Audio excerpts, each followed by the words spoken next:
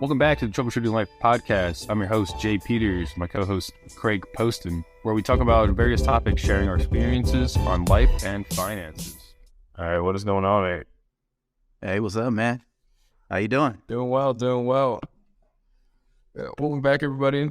Our topic for today is called foundation problems. So we're kind of building on last week's podcast where we were talking about building your life brick by brick, right? This is not necessarily the antithesis, but something that I think will reinforce the topic.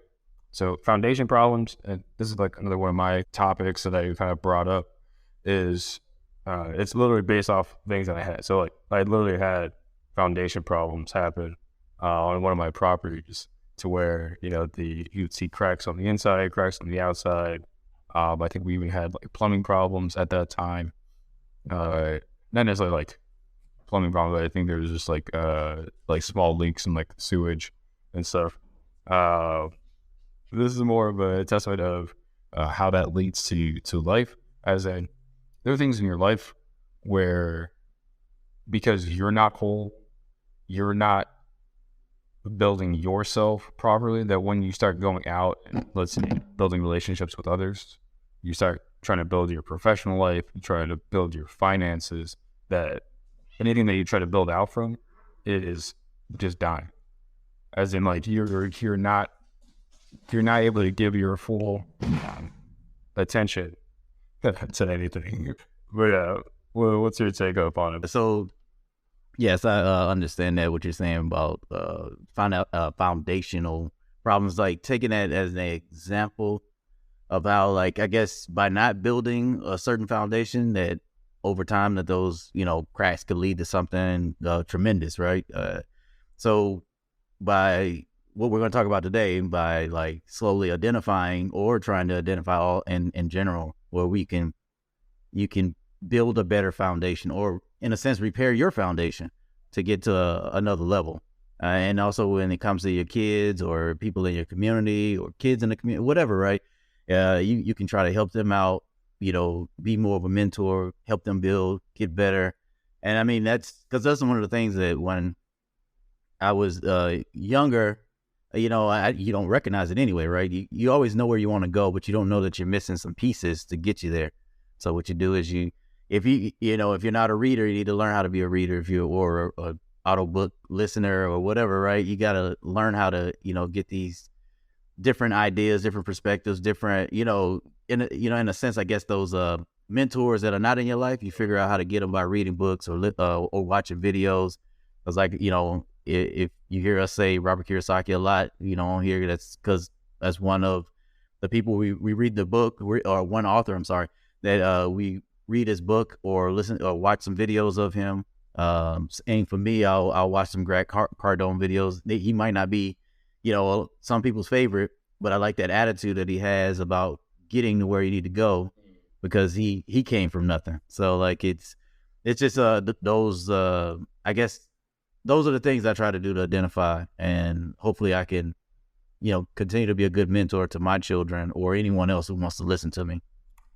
And I think it's especially hard for specific people with our type of personality, as in we're high supportive person, people we want to help others, but I'm sure I've said it before in a previous podcast episode, but I think it was Jay-Z that said, it's if you're broke and I'm broke, then we can't help each other.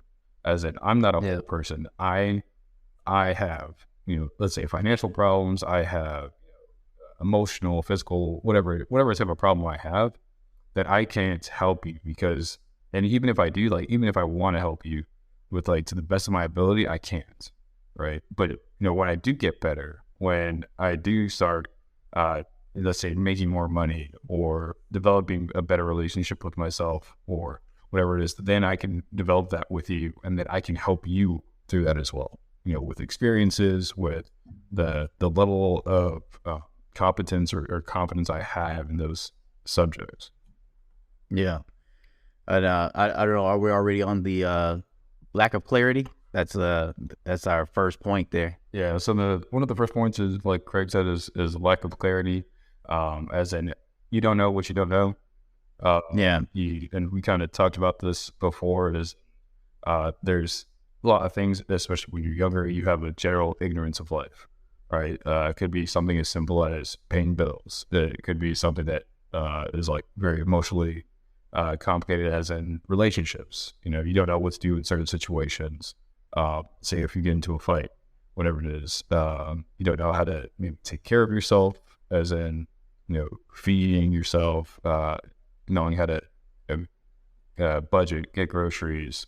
Yeah, so to me, that's part of like the lack of clarity, or when you may feel like you lack clarity, so that you're paralyzed to a point, or you just don't know what your next step is. Yeah, no, I definitely feel that one right there. That could happen to anybody. I mean, it doesn't matter which age that you are, or where you come from, right? When it comes to that, just not knowing that ignorance, which is the true definition of that, right? It's just not knowing, and you can just basically just take a breath, right? Or try to consult somebody, do some research, the things that we do anyway in IT, right? Yeah. Because as we troubleshoot, we don't know all the answers. And if we do know the answer, we don't remember exactly how it went last time we did it. So like sometimes we still have to go back, look up something, see if it'll work out, try it, and move forward. So just having a lack of clarity, I mean, I think that's a normal part of life. The thing is, when you can recognize that you don't know, but and don't stay in that lack of not knowing, like, and that's the I'm sorry, staying in that not knowing or whatever, right? Because that's I think that's always the thing that kind of gets me upset, is when I see very competent people stay in that state of not knowing. They just want to, instead of like figuring out how to get out of it, how to figure out how to get to the next thing, how to build yourself, I think you're kind of going back to like the different types of personalities and stuff, where people that are used to just kind of doing, maybe not necessarily what they're told, but going by a process, as in, so for example, public school does it, colleges do it, where for you to get a good grade, this is what you have to do. It's fairly like binary, fairly plain and simple, as in these are the steps to get good grades specifically, right? But then when you get to real life, that's not that.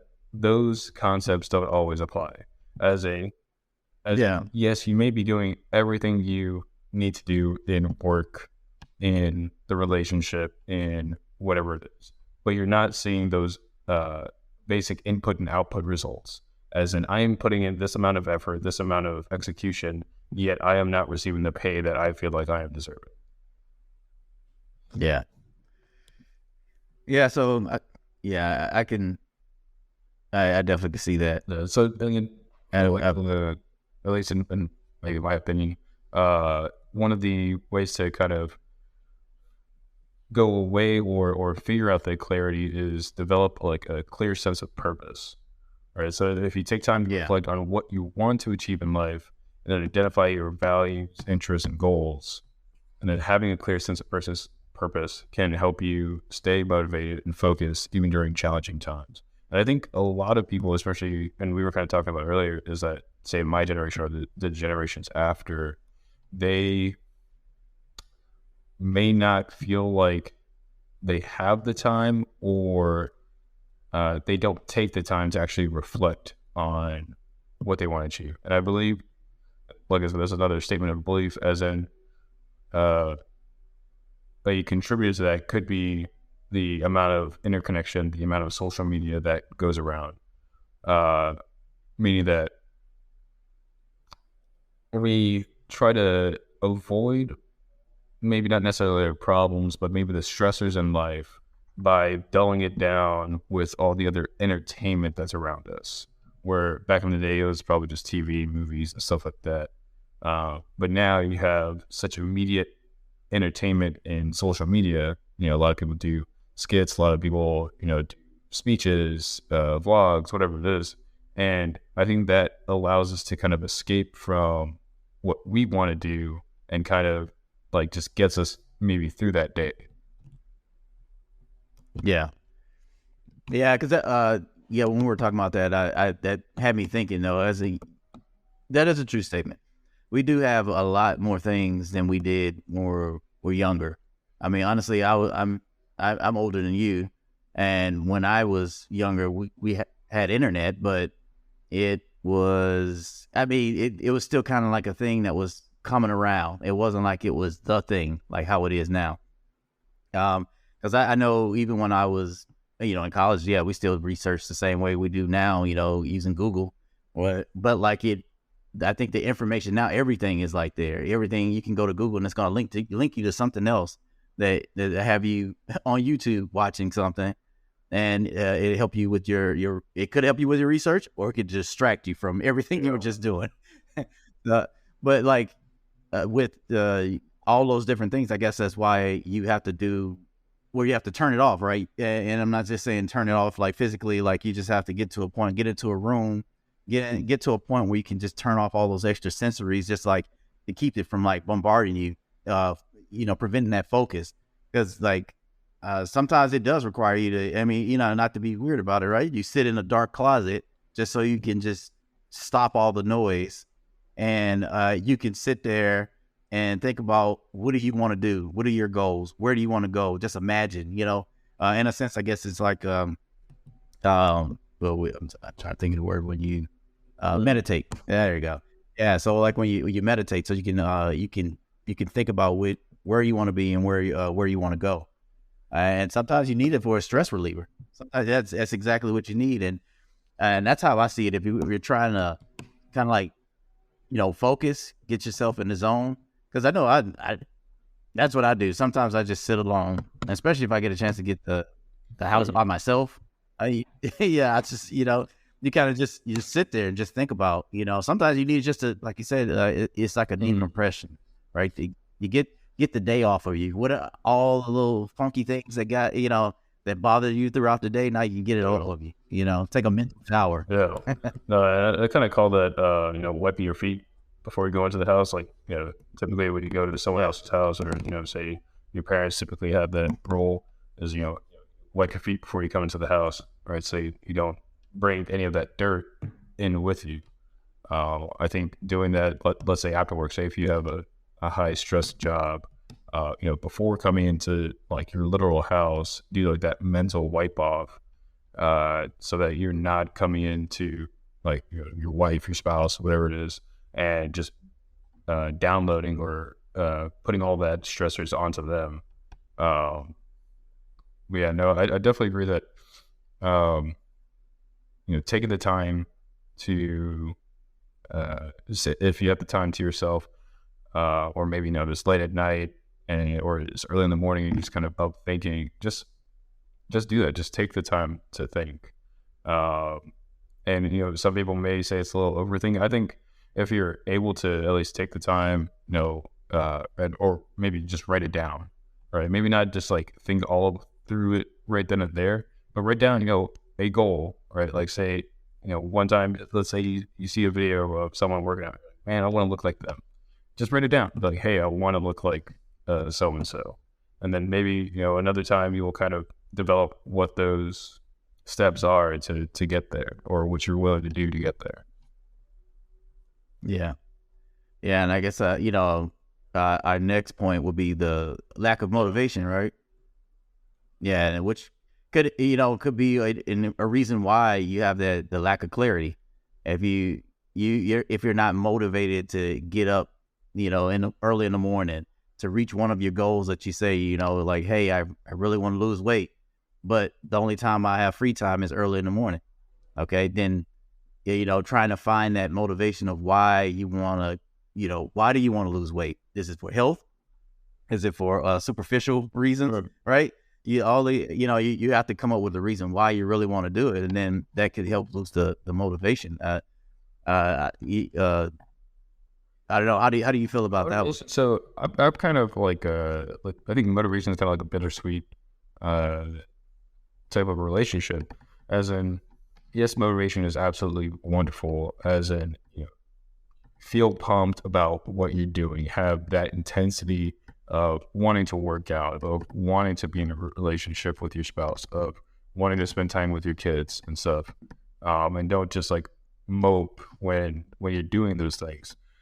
But I also feel that motivation can only go so far, as in when there's going to be times where you only do things because you feel motivated. As in, I'm only going to work out right now because I feel motivated to work out. I'm only going to spend time with my kids because I have the motivation to spend time with my kids. It's not based on what I think is more important, which is discipline, on saying you're going to work out because you said you were going to work out, right? Or going to work out because you said you're going to work out. Spending time with your kids because you're their father or your parent, their parent, and you should be spending time with your kids. Yeah. Well, I mean, that can be a motivator, right? Because if you spend time with your kids or your family, you're building that builds a relationship. You make everyone happy. I mean, we'll take even last night with us. I don't like spending money to go out to eat. So, but I'll do it because I know it's something that the family likes to do. So last night we just ordered in. So I meant to go pick it up. So I brought food from a restaurant here, but we kind of, spread it out on the table. But as we're sitting there, we're getting a chance to talk, and tell about our day and tell what's going on. I find out things about school, like, that, well, I feel like I could change that. Let me help out with that. And these all come from, just having that relationship with, or wanting to have a relationship with your family. So it keeps me motivated to do things I don't want to do. So, yeah. So, I really, to me, on my side, I actually like being motivated, because if I'm motivated, I mean, I'm pumped, right? That's like my super serum, right? If I'm motivated, I can get past a lot of things, right? And actually, something that's very difficult to learn, if I'm motivated and I find a true purpose of why I'm doing it, then boom, I'm gonna learn it. I don't care how difficult it is. And that's how I treat a lot of things, and how I pick up things really quickly, because I find my true reason for doing it, and or true goal that I'm headed towards. And so I pick that and head it, in a sense, I know we got that down the line where we're talking about direction, but that actually one of those things is I find a direction to go in and stay motivated on that path. And, and every now and again, you have to come back and, reiterate to yourself, like, hey, all right, why am I doing this? Okay, is this really a good reason? And, so I like motivation. I like having motivation. I like motivating people. No, the things that Craig you're talking about is really good, as in, say what happens if you do lack motivation. Well, I think, finding that sense of purpose, just kind of like we were talking about in the previous topic, to reinforce, that those reasons why you're doing something. Say if it's working out, say if it's spending time with the family, stuff like that. But another thing we were looking into was cultivating positive relationships. Could be a way to combat your lack of motivation. So building positive relationships with friends, family, colleagues, and surrounding yourself with people who support and encourage you to pursue your goals and dreams. I think that's also very powerful, and the reason why is because you can lose motivation really quickly on something that you want to do when no one is supporting you. As in, you could go up to your family and tell them you want to be a millionaire, you want to buy X amount of properties, you want to get in the gym, you want to six pack, whatever it is. But if they don't share those types of goals or dreams with you, then they may not support you. I'm not saying they have to support you, but I know that could be a huge demotivator incredibly quickly. And, maybe it's the opposite. Maybe, people saying saying that you can't do something is what motivates you. But for at least for common people, I would think that if no one's supporting you, or if you don't feel that support, then you may not want to do that thing anymore. Yeah. Yeah. And that's the worst, right? When you set out for a goal and you just lose the motivation to get there, because now you don't see the true reason for doing it, your true purpose. Like, what, why am I doing this? Why am I going through this pain? And if you don't look past all the temporary things that's going to get in your way, because that is, a lot of things are temporary. We always think it's forever. We think it's going to last years and years and years. And a lot of it doesn't last past a few days, because we're we lack that motivation to push through it. Yeah. So yeah. So go into the next topic of feeling overwhelmed. Feeling overwhelmed could be one of the reasons why you could have foundation problems, or what causes the foundation problems just in life. As in, there's a lot of stressors in life. I will say that just in a day-to-day, like in a regular 24-hour period, there's already a lot of stressors in life. So, and some of them aren't exactly the same amount of stress, as in, being stuck in traffic may not be the same amount of stress as, not having the money to pay for gas, right? Or not the same amount of stress as, work may happen, as in there's a lot of customers coming up to you that need a bunch of things, and there's only so much time, and you're not actually getting stuff done that you need to get done as well. I think those can be a lot of stressors that just kind of pile on and become very overwhelming just within the span of a day. Yeah.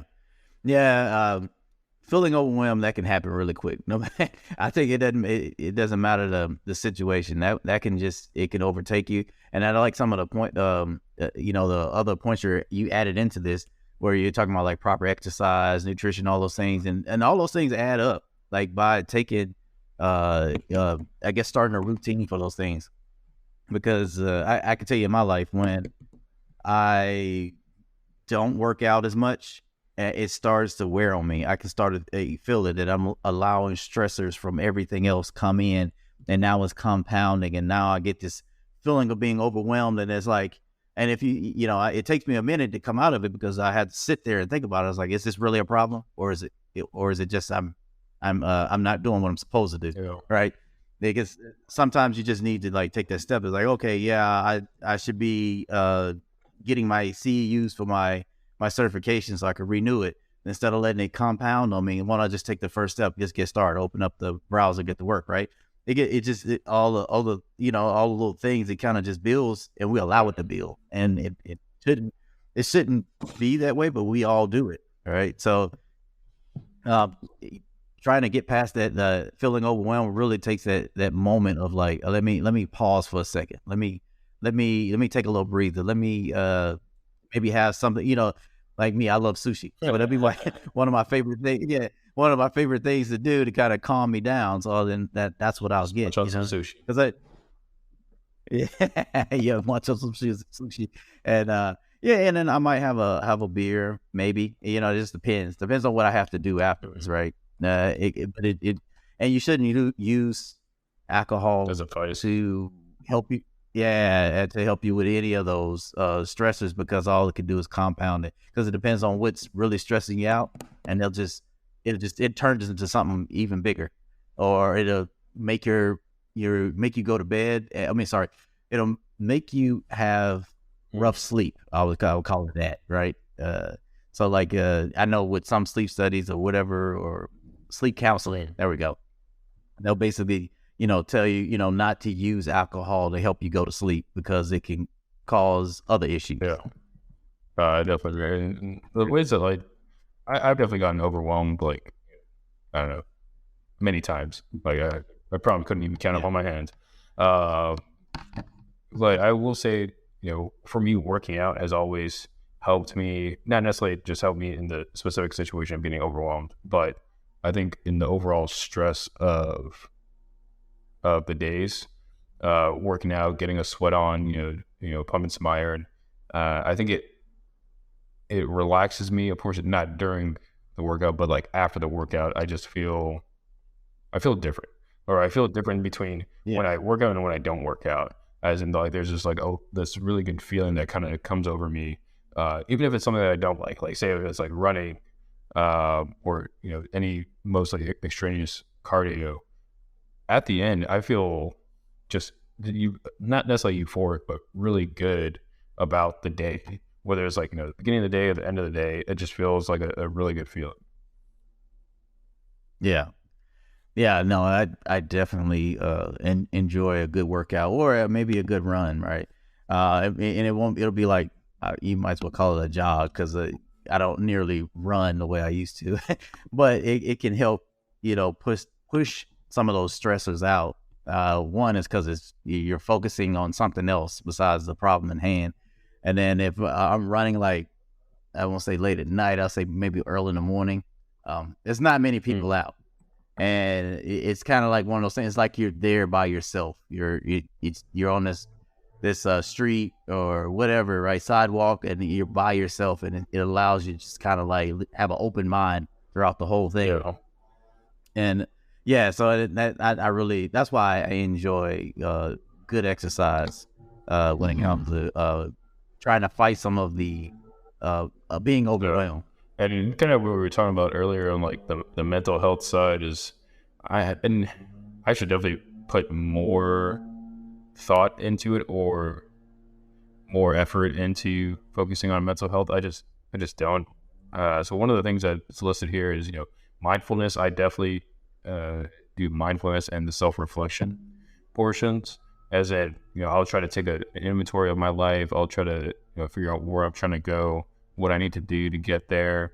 I'll try to write notes on what I'm thinking about, just so that it kind of leaves my mind and I can think about it later, so it's not just like dawning or just kind of stuck there. But the stress management, other than working out, I don't have like the best stress management routines or techniques. But I have seen or watched a handful of videos or read some stuff that different stress management tools, as in, like you said, taking those breathers, taking that time to be with yourself, just kind of find the calmness. Really, it improves your resiliency. Yeah, I guess with me, those definitely how I handle my stress is that I was looking at a documentary and it was talking about how you kind of make stress your friend, because it's a part of life, and knowing that stress is going to be there, you don't run from it, you embrace it, and then you learn how to overcome it. And it all comes down to like just not being afraid of it. Yes, it's coming. Yes, there's always going to be a new thing. The military, that's also one of the other things that helped me with stress. You thought you had problems before. Look at the problems you have now. Yeah, because you like, so because if you go from like, as we say, in the rear, so you're normally Doing what? At whatever. Yeah, at the rear, in the rear. So it's like, that's what they call it when you're not the. So you're in the rear, back at your regular duty station. But that was a different conversation. You're no. This is this is a legit one. Yeah, we talk craziness there, but like no. This is basically how you look at the difference, right? If you're, as I said, we call it being in the rear, but basically it's staying back, staying behind at the duty station, while everyone is forward deployed, and there will be, say, Afghanistan, for instance, right? And then you're still back here in Texas. Your stresses are a lot lighter than a person that's dealing with it in Afghanistan. Their stresses are totally different. They're dealing with the fact that they're not with their normal friends. They're with their unit. They're not with their family. They're always with their unit. They're around new people, because you'll be with your unit, but there's also other units there. So you're around more other people you've never that you didn't know. And I think at the time I was there, you would have your magazines of ammo around, right? And so you would have you would have a magazine either in your weapon, maybe not charged. If it's not charged, sorry, there's no. It isn't charged. So you have a magazine, which have you like more of an amber state, all right, and then when or you'll have it in your pocket, ready to go, just in case something breaks off, right? Somebody breaks onto the base, on the forward base, all right. But then you got to think about it. You're not around. You don't know these people that you're always around. So you got these brand new people with ammo, live weapons, real weapons, around you, and you go to the gym with them. You see them walking around. You ride. We were on a base that was large enough to have a shuttle on it. That's how big this spot was. And when you think about this, you're around all these new people.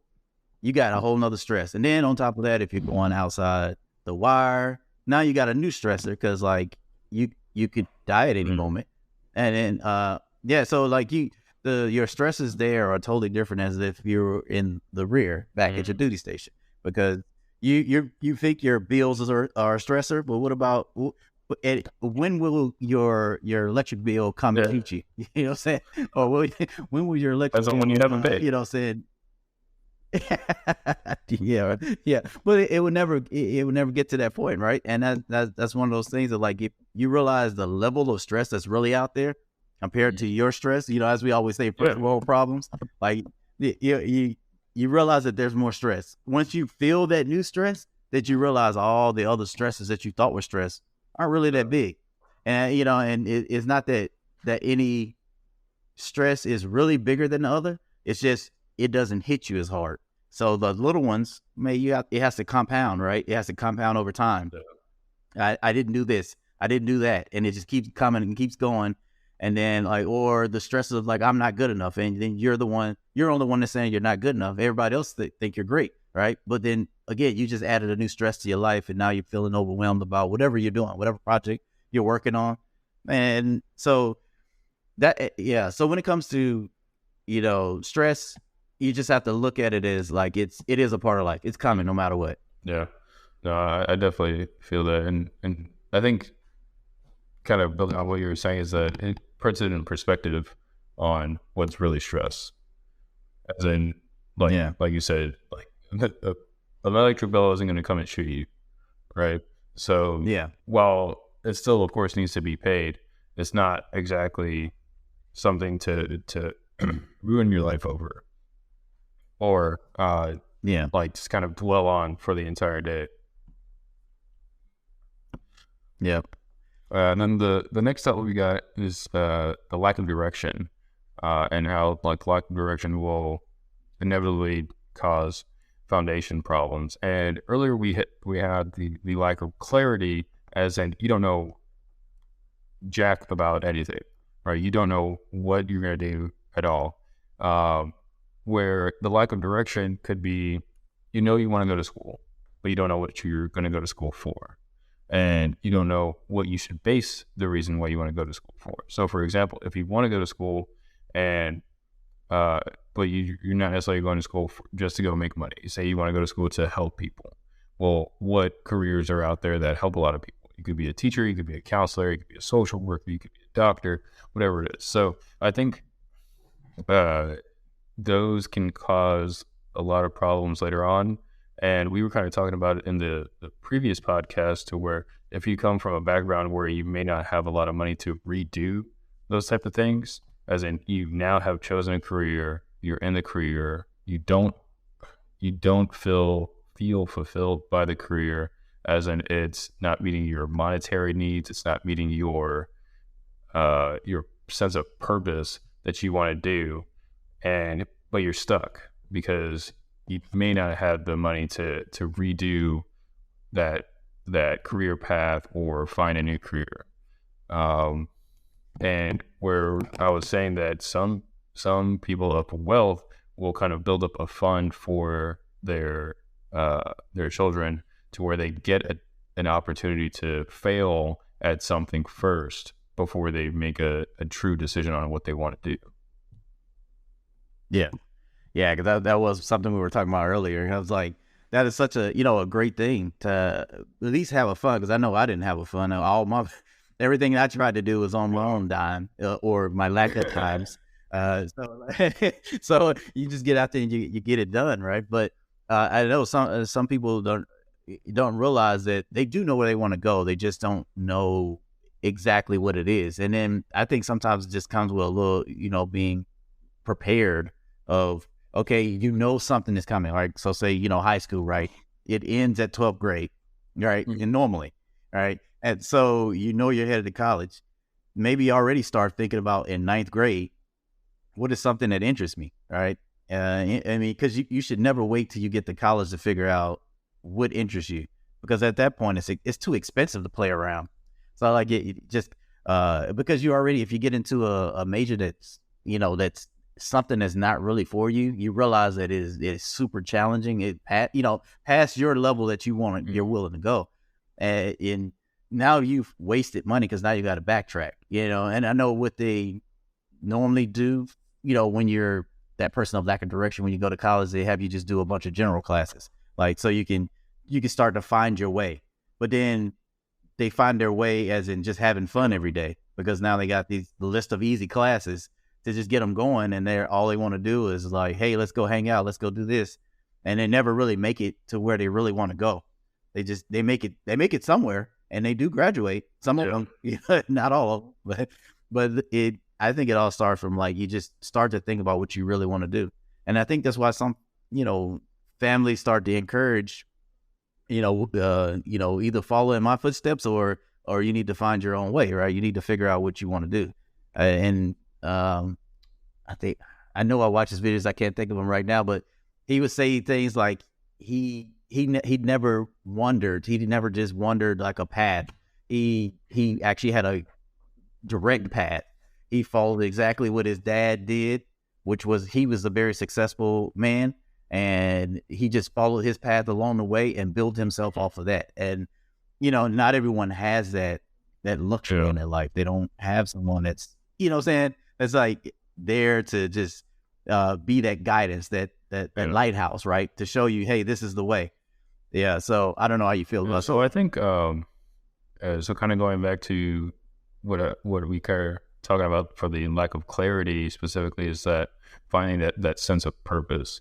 And I think, like Craig was saying, when you're younger, let's say if you're in high school or you're in ninth grade, and but you may not know what you want to do in life. I think still trying to identify the purpose, because you could say you want to go to school for something, but then yes, you do well in school, like you could do great in school, but the actual jobs or positions that you find yourself in still don't fulfill that purpose that you want to go to. So, and I think it's, really hard for a young kid to do, especially, at least, thinking back when I was in ninth grade, I promise you I wasn't. I had ideas of like what I wanted to do, but I really didn't, as in it was like very vague, as in, I want to do something in engineering, right? That's just something I knew I wanted to because I was really good at math. But other than that, I didn't know necessarily how to get there. I mean, the common thing was go to college, but that was just because people said to go to college. It wasn't because I necessarily wanted to go to college. And it's not like I really understood what college was. I just thought it was school, and it can be, and it basically is. But there's other things you could take away from college, like networking and building relationships. That's a part of college I never thought was a purpose for it. And I don't know. I mean, I think it's hard. I mean, I think even as like a parent, you could push them into, not necessarily push them, but guide them into a certain doctrine on what they want to do. You could develop their skills on what you feel could make them successful, and they could just turn on a dime, like Barry Sanders turn, and just kind of not go the way that was necessarily planned. Yeah. Yeah, no, I mean, but I think that's all part of life right there, when you try to figure out, not just where you're going, but the obstacles, right? Like they get in your way while you're figuring out where you're going, right? So then you learn how to, in a sense, pivot, right? And exactly how you need to go, right? The first time you might just crash and burn, but that's the whole point of life, right? You troubleshooting life, and what you do, you got these failures that you're supposed to learn from, as we call them, lessons learned. And then you're supposed to turn those into wins next time. And you should never, redo the same thing over again, or reinvent that same problem wheel. If you learn that, okay, that there was an issue here, then you should know, like, okay, let me come up with a solution for that issue. So next time I have a different problem, not the same problem. And now, you know what I'm saying? You learn how to get through all the problems because you're developing that kind of in a sense, foundation of problem solving. But that's all part of life, right? I mean, and I mean, we never know. It's, again, why we call this troubleshooting life is because we don't always know where we want to go, but we know we want to go somewhere. And if you say, hey, you want to be successful, okay, how to define success so you will know the direction you want to go in. Because if you don't define and you say the word successful, finishing school is successful. So, but that's one stop. What about the next one?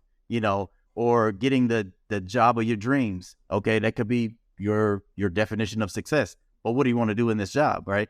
Those are the things that I guess you need to think about when it comes to the direction. But I think you can go somewhere. Maybe not necessarily if you apply it in your life, but I think you can go somewhere as in you could be in a position or a job, but you've done enough groundwork to know that you can also pivot to a different job. As in, if I become a system administrator, I know that I could build this into a system engineer, a network engineer position, right? If that's what I want to go to. Yeah. If I become an analyst, maybe I become, a pen tester later on. If I'm a developer or whatever it is, there are ways that you can position yourselves to pivot. And I'm able to say that in our field because I've seen that happen to where people have grown and flourished or moved to within the same type of doctrine or professional life. You can do a different position that would provide you more development, provide you more sense of purpose and fulfillment than maybe your initial position.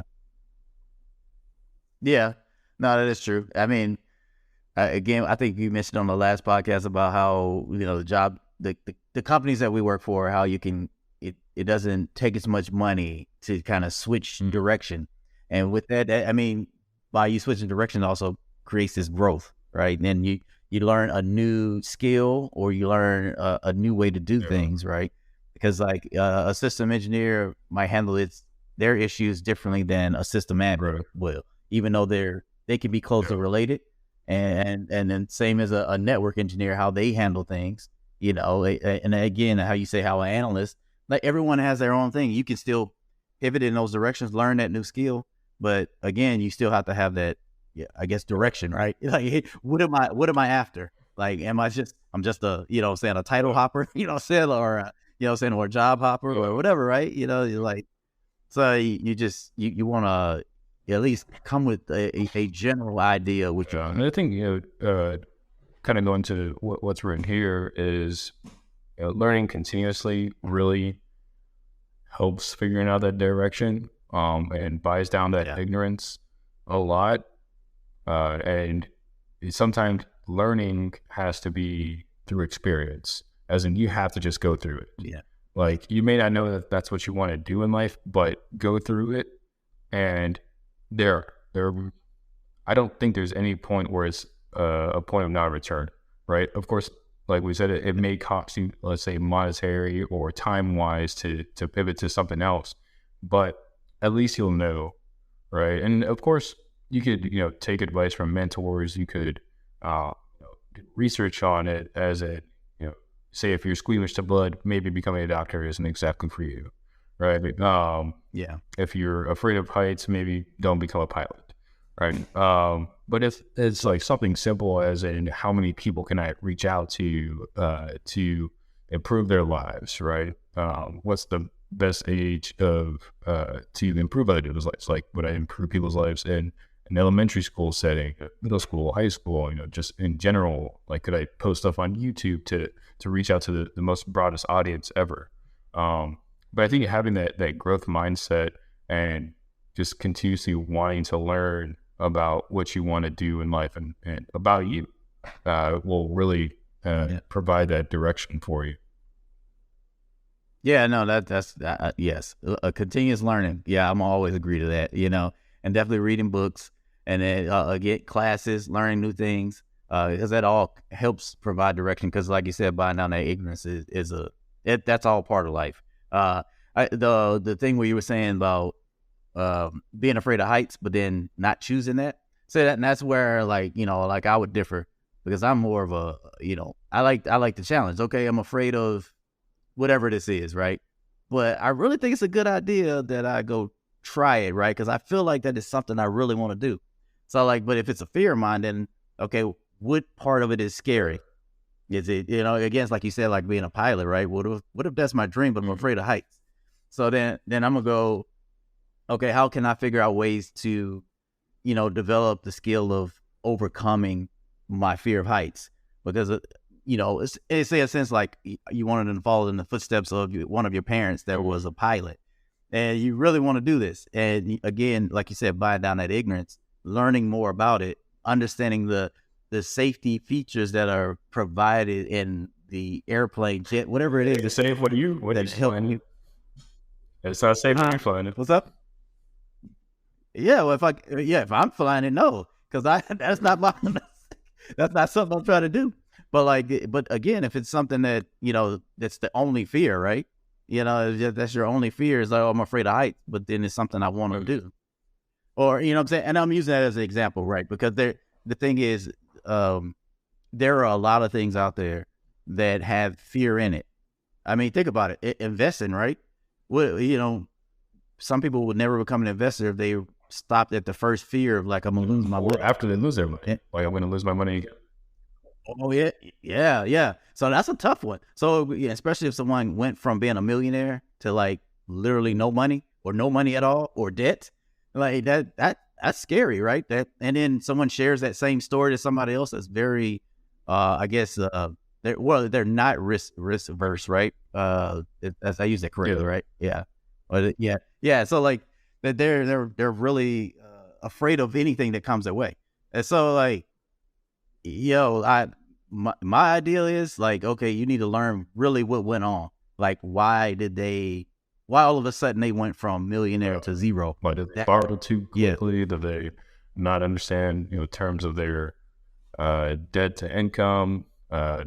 Say environmental or economic crises happen, like that COVID hit, and that's why they lost their business. The housing market crashed, and that's why their stead in real estate really went down. Yeah. So, but again, that's back to what your point was, right? Buying down that ignorance. If you don't do the research and learn the new skills or pick up a book that requires you to do, that talks about investing, right? I mean, yeah, you're basically you're just gonna build off of the fear of somebody else failing, not your failures. Yeah. And I think the next topic, and one that I've kind of been talking about throughout this entire thing, is feeling unfulfilled. Meaning, you have goals, you have a sense of purpose, and they're not being carried out. So you have this constant feeling that, hey, I'm doing stuff, but nothing is moving that needle close to where I want it to be.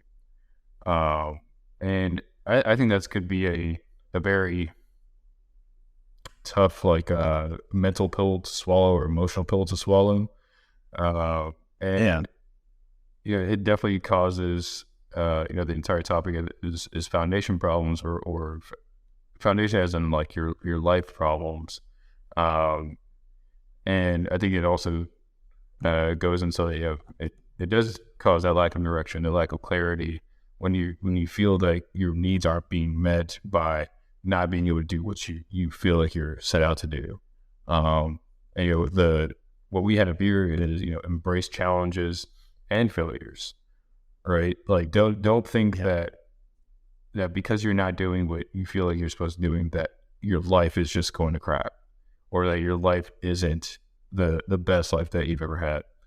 Think of it as well, now I know what not to do, right? So I'll do maybe not necessarily the opposite, but something that is different from this, and maybe it'll provide me a better sense of fulfillment.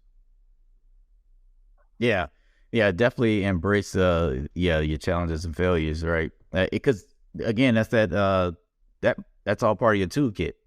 Those lessons learned, right? Like, okay, why did I fail? Okay, here's a new challenge. How can I get over this obstacle, this wall, this whatever it is, this minefield? How can I get around it? Right, and that's all. Yeah, I think that's all part of life. Feeling unfulfilled, right? I guess that's definitely usually deeper, right? If you feel unfulfilled for a reason, it may not be the right career. It may not be the right major. You may not be in the right relationship. You may, it's something else deeper, right? Like, you gotta, when it comes to like not being fulfilled again, it may be why, hey, I need to actually find a better company that appreciates me, or I need to find better what is that I guess purpose. It'd be that purpose in life, right? So like how we were talking about earlier before we were recording, we are talking about philanthropy. See, I'm messing the word up now. Philanthropy.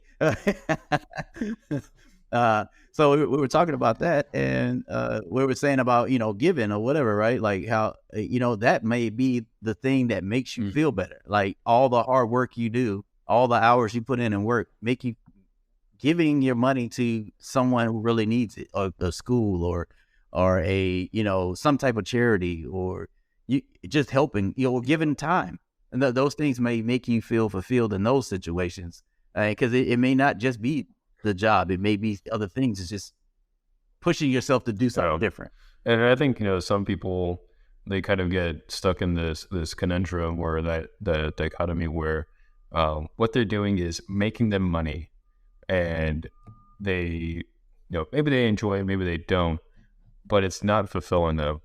And right now it would be too much of a monetary cost for them to go from that position to something that would then fulfill their needs. Yeah, but that could be a thing, right?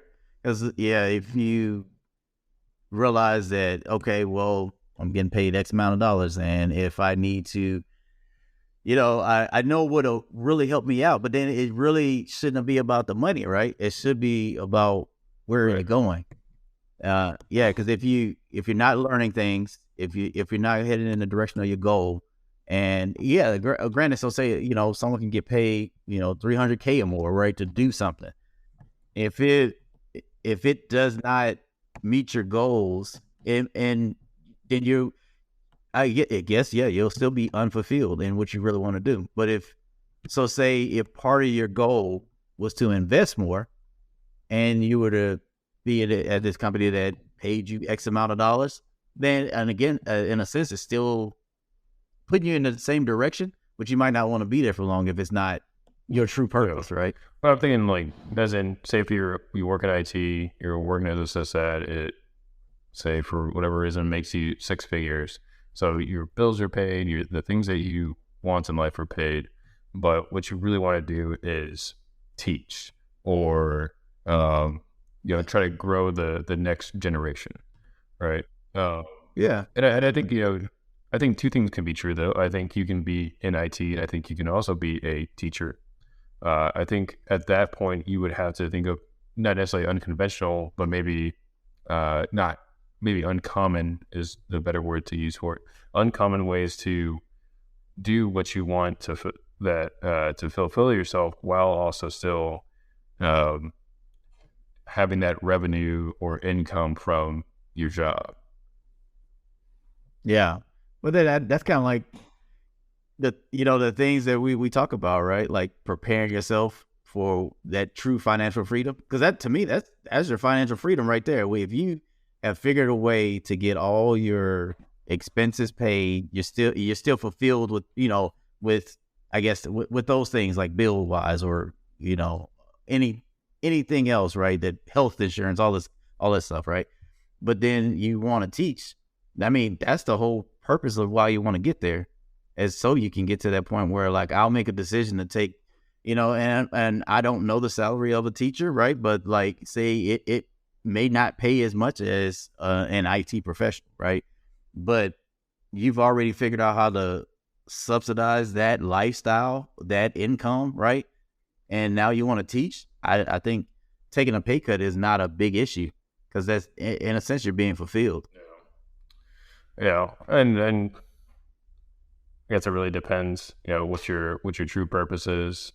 But I do think there's at least a small time window where you're going to have those types of conflicts, like internal conflicts, as in, I'm doing all this, I can take care of my bills, I can, pay for my kids' school, I could, get what I want, get what the spouse wants, but I still don't feel fulfilled in the specific position I'm doing. I think adapting adapting is another thing you can do. As in, there are people that teach IT, right, and probably also still get paid fairly well, right? It doesn't necessarily have to be teaching students. So if teaching is the thing, learn how to adapt what you already know and what you're doing into that type of field. So, and it could be like small steps, as in, I'm a sysad, maybe I take up a role as, the office trainer or the office